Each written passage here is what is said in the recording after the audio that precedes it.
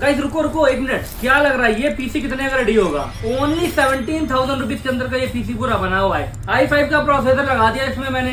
Motherboard H110 का motherboard लग जाएगा, जैपरॉनिक्स की तरफ से 3 साल की वारंटी मिल जाती है। 8GB का रैम मिल जाएगा सैमसंग का आपको, और 256 की स्टोरेज मिल जाएगी। साथ में डेल का कीबोर्ड माउस दे रहा हूँ, जो कि 3 साल की वारंटी मिलने वाली है। मॉनिटर 19.5 इंच का मॉनिटर मिल जाएगा, और एक RGB कैबिनेट, जो कि आप ऐसे गेमिंग भी यूज कर सकते हो और ऑफिस पर्पज के लिए। ऐसा पीसी चाहिए, विजिट करो आरना कंप्यूटर। ओनली 17,000 रुपीज के अंदर all over India free shipping available. Thank you so much, मिलते हैं।